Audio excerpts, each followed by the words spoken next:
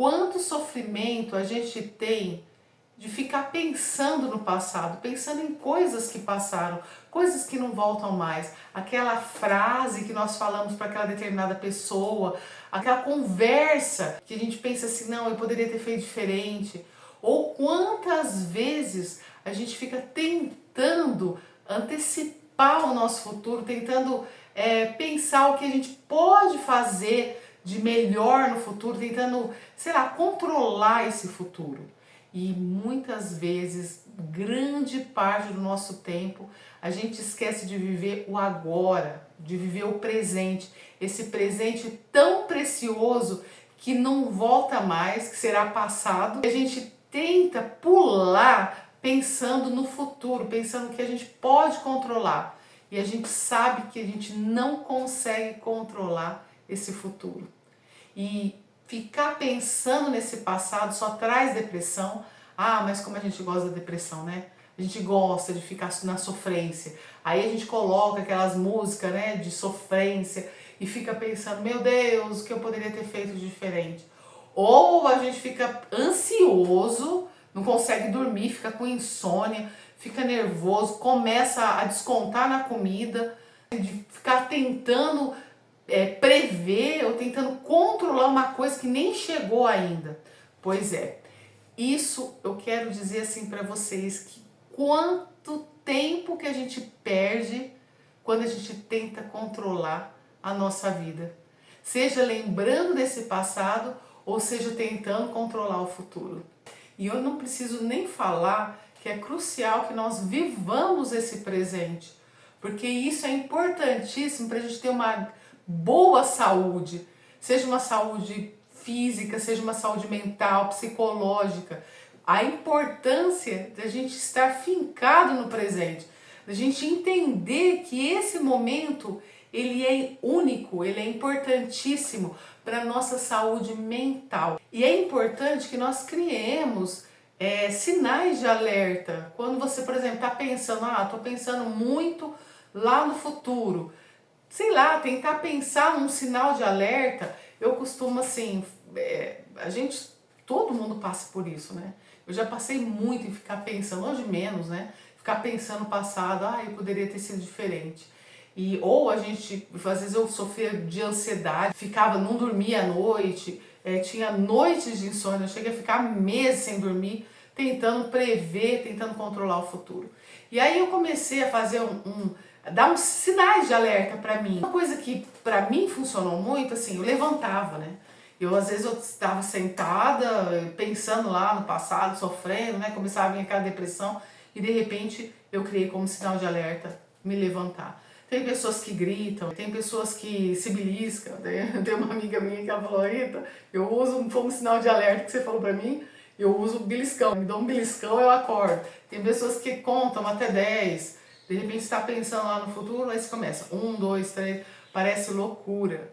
Isso é muito eficiente nos momentos quando a gente está perdido nos nossos pensamentos. Uma coisa importante é você identificar esses padrões. Como, por exemplo, quando você está pensando no passado, quando você está pensando no futuro, identificar esses padrões. Por que eu estou pensando?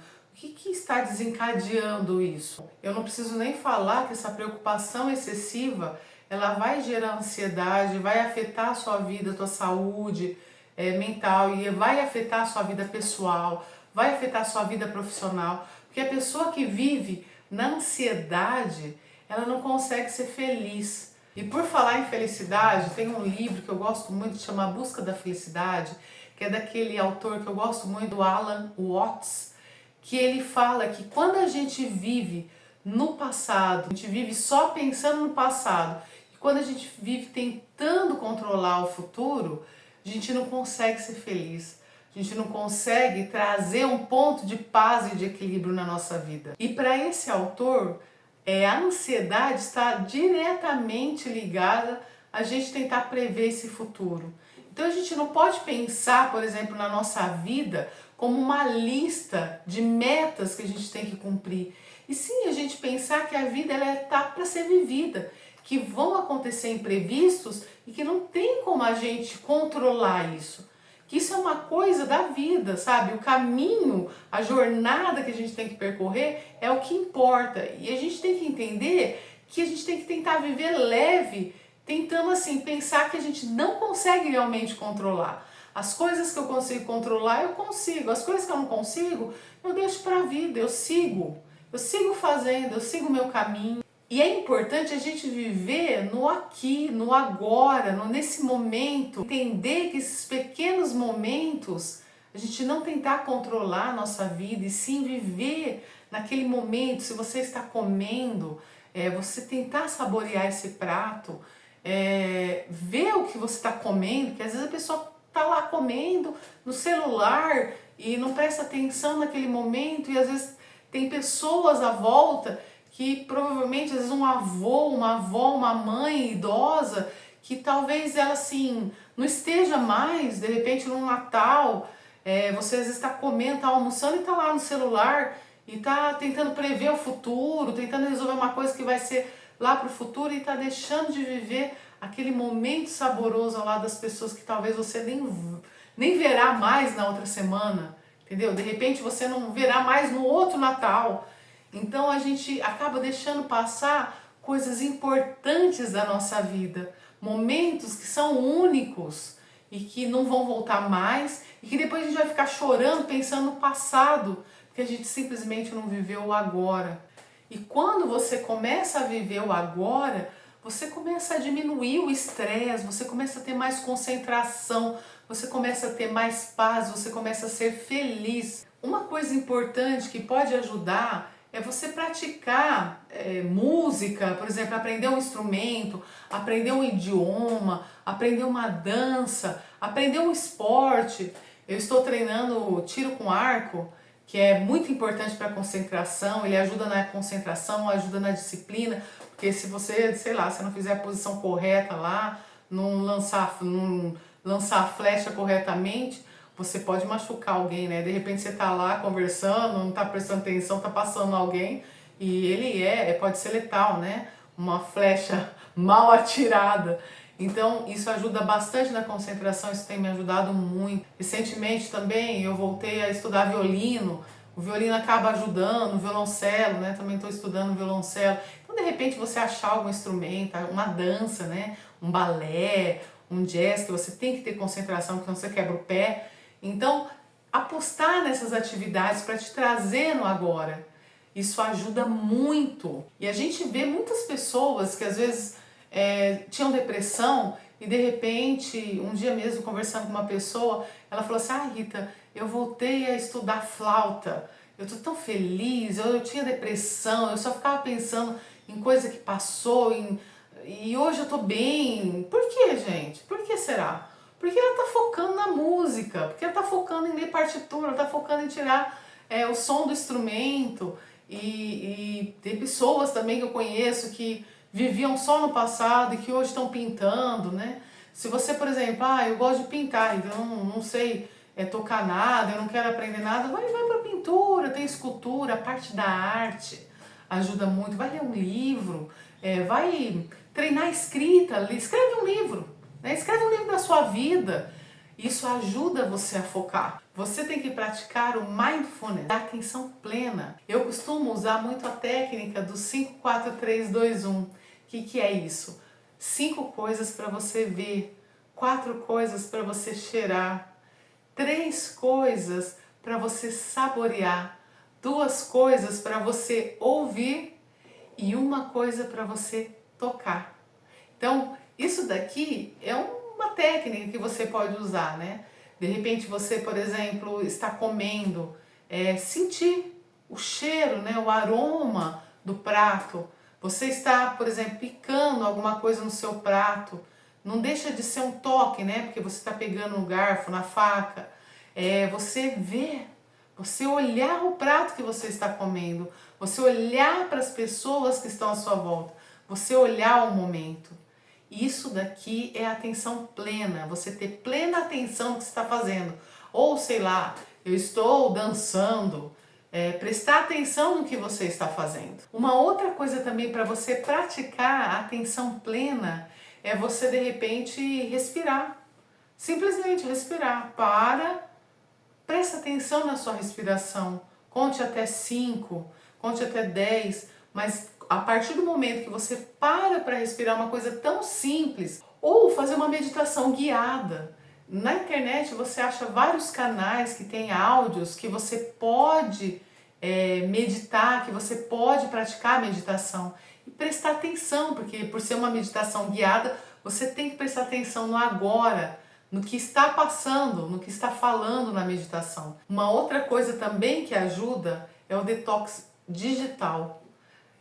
Quando a gente fica no celular, nossa, passando, isso também gera ansiedade, porque a gente não está prestando atenção em nada. A gente não presta, quando a gente está com o celular, a gente fica só fazendo isso aqui, ó. A gente não está prestando atenção em nada, você está em modo, sei lá, automático. A coisa está indo e você não está prestando atenção na sua vida, no que está acontecendo à sua volta. Então, faça um detox digital. Eu sei que é difícil, a gente gosta de ficar pendurado às vezes na internet, mas tenta lutar contra isso, prestar atenção, fazer outras coisas que vão te dar uma atenção plena. Um outro exercício também interessante é o exercício do journaling, que é um exercício que você faz tendo um diário e você vai anotar suas experiências que você teve ao praticar essa atenção plena. Você entender, por exemplo, quais foram os padrões e tentar trabalhar, tentar melhorar esses padrões. Então, nada como a gente ter um diário. Antigamente, bom, não sei se as meninas usam hoje em dia, né? Mas a gente praticava automaticamente, a gente comprava diário nas papelarias e a gente escrevia sobre a nossa vida, o que estava acontecendo. Mas a gente pode praticar isso, esse diário, na realidade, pensando o que a gente pode melhorar para a gente viver o nosso presente. Então anotar as nossas experiências e compartilhar com outras pessoas que também estão passando por isso, que isso é muito importante. Às vezes eu tenho um outro amigo, uma amiga, alguém da sua família que está passando por isso. Em vez de você ficar sofrendo sozinho, né? Compartilhar com outra pessoa a sua experiência. Vocês aprenderem, uma outra pessoa que está passando, você passar essas experiências, do que te ajudou a mudar isso, te trazer para o agora, fazer você superar, a não ficar vivendo. Tem pessoas que vivem a vida inteira nesse passado, 30 anos vivendo isso e que não consegue sair disso, não consegue sair desse looping. Então, isso às vezes você pode também, se você estiver passando por isso, ajudar essas pessoas, mostrando as suas experiências de vida. E claro que você tem que se comprometer, isso é um compromisso diário. Não, hoje eu não vou pensar, eu vou viver o agora, eu vou viver os pequenos momentos, eu vou prestar atenção em tudo que eu estou fazendo. Se eu estou estudando, eu vou prestar atenção no estudo, eu não vou ficar divagando, eu não vou ficar com a minha cabeça em Nárnia, eu vou pensar no agora. Eu gosto muito de um escritor que chama Eckhart Tolle, que ele fala a respeito, ele tem até um livro, eu até deixei aqui, ó, que é O Poder do Agora. Esse livro aqui, ele fala justamente o que a gente tem que viver o nosso agora. Que toda vez que a gente tenta controlar o nosso futuro ou fica preso no nosso passado, isso não permite que a gente viva o nosso presente. A gente não consegue e a gente fica preso nisso, a gente fica ruminando esse pensamento e não consegue sair disso. E ele fala que esse tempo psicológico que a gente coloca na nossa mente, que a gente fica girando passado, futuro, ele é um obstáculo muito grande para a gente ter paz na nossa vida. A gente não consegue ter paz, assim como o outro filósofo que eu falei, que é o filósofo britânico Alan Watts, ele fala sobre a questão do poder, né, de você pensar da felicidade, você só consegue encontrar se você não tentar controlar nem o futuro e nem pensar no passado. Tolle também ele fala a respeito de você não viver esse passado e não tentar antecipar esse futuro, porque assim você não vai conseguir viver em paz. Você só consegue ter paz quando você está no presente. E ele fala que o nosso pensamento, ele não é a nossa essência. Então a gente consegue colocar um basta tentando viver o agora, voltando para o presente quando nós nos damos conta disso. E se você gostou desse conteúdo, se inscreva no meu canal, compartilhe, para outras pessoas que estejam precisando disso e viva o agora.